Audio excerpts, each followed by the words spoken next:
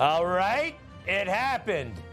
After decades and decades of Republicans promising to intend or get around to sooner or later, President Trump, an executive order that will abolish the Department of Education, and doing, well, it never should have been done in the first place. We did not need that Department of Education. It was a big, bloated mess. It was extraneous, superfluous, unnecessary, unneeded, unwarranted, very, very voracious. That big, silly building sucking up so much money and not helping the children across the country. I did not realize, though, when it was first established, did you actually know it was established right after the Civil War for a little while? And they had the smarts to get rid of it all the way back then after like 2 minutes. But it was established by Jimmy Carter, and the support that it had and did not have. There was nobody on the left who liked this thing either. When President Carter created the Federal Education Department in 1979, it was opposed by members of his own cabinet, as well as the American Federation of Teachers, the New York Times editorial board, and the famed Democrat Senator Daniel Patrick Moynihan. History has proven them right, absolutely right.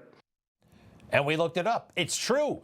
They were afraid of the federal government and centrality of thought. There would not be diversity in education, that Washington would become too powerful. And Daniel Patrick Moynihan, the unions, the New York Times, they all lined up against the Department of Education. Of course, they're all crying about it being abolished now, except for Daniel Patrick Moynihan, the late, great senator, no longer with us.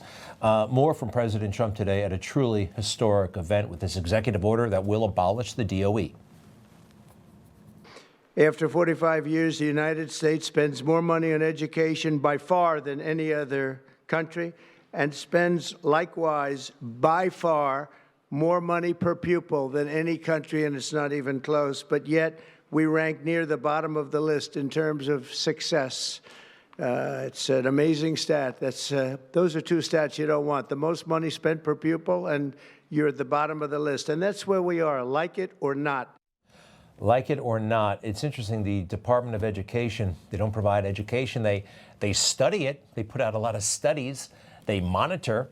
They say things you can't do and say things you can and should do and must do, like the women playing in the girls' sports. That was coming from them. They were the filter. So Jimmy Carter was the guy initially. And like a lot of Democrats, it sounds good, right? It's a beautiful label. What could be wrong with the Department of Education? But it was a power and money grab. It was sniffed out all the way back in the 1860s. The guy in the middle there, I think, is Andrew Johnson. He was the president, and for a short time, they had the Department of Education.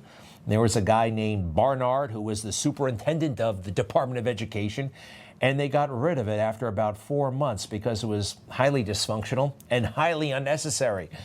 So, fast forward to today, and they're acting like we just deprived students of their notebooks and pencils.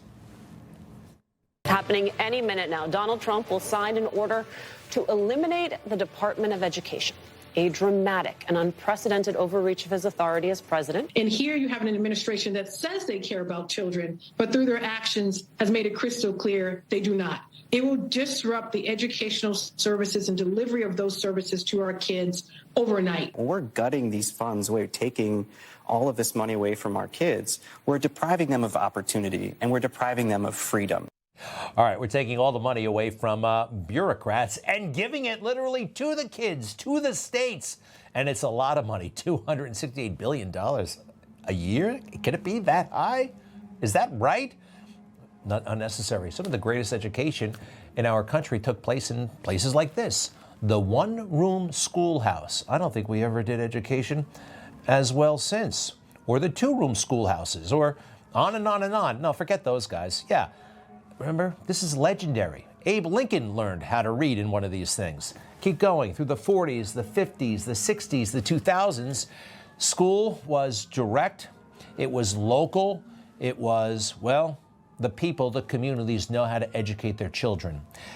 Interesting that, well, once we had a Department of Education, it seemed like things started to, I don't know, go downhill a little bit. Where are we lately? Okay, distracted kids, and now we have psychedelic kids, right?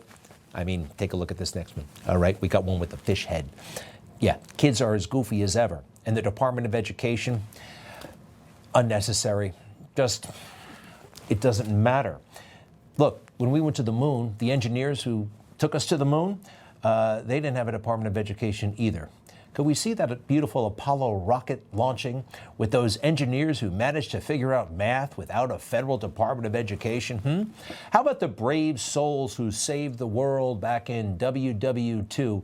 They call them the greatest generation, right? Smart, tough, and they became that way without a federal Department of Education. How much was that budget again? Could it be 200 and something, $68 billion? Well, for all that money, you know what they couldn't do? Provide a decent lunch. Through local budgets, this is what a school lunch looks like. Very, very beautiful. Big hunk of chicken, vegetables, bread, fruit, dessert, you name it, it's on that plate. There's like 2,000 calories right there on a locally funded and served menu. This is what a federal lunch plan looks like. Do you remember the whole debate about cake? Can we pass off ketchup as a vegetable, right? And they actually worked the system so you could for a while. This is fantastic news that the federal government is officially getting out of education and letting the states do it. President Trump making it happen, and I do think this kind of sets him apart from all Republican presidents, and especially Ronald Reagan. As President Trump accomplishes more and more, and we all love Ronald Reagan, right? But he's a little bit reduced, I think, because of the Trump presidency, somewhat. We must cut out more non-essential government spending and root out more waste, and we will continue our efforts to reduce the number of employees in the federal workforce by 75,000.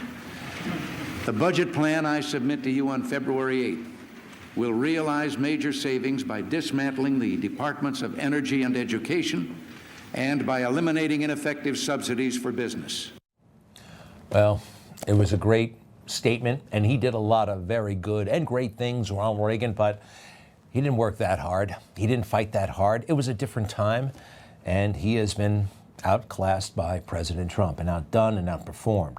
Interesting moment when President Trump was giving a tour to Laura Ingraham, and through the Oval Office, he poses an interesting question to the visitors in the Oval Office. I believe we have that clip ready to go. Do we? Hit it. I've asked this question maybe 200 times. People come in. I said, so who would you put in the place of prominence, George Washington or Ronald Reagan? Who would you put? Washington. So far, it's 219-0, and they like Reagan. They like Reagan, but Washington, the father of our country, he gets the place of primacy in the Oval Office.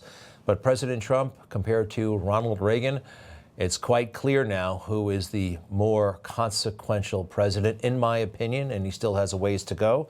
We'll stay tuned. So the Department of Education, it's not happening overnight, and Congress and the courts will fight it, the DOE, the big building, all that stuff.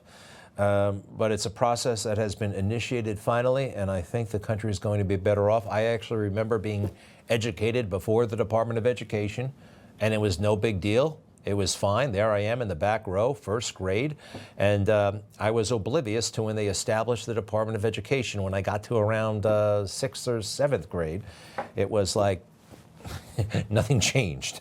Washington may have changed, but nothing else did. So a major step in the right direction, giving the freedom, the control, and the money to the states.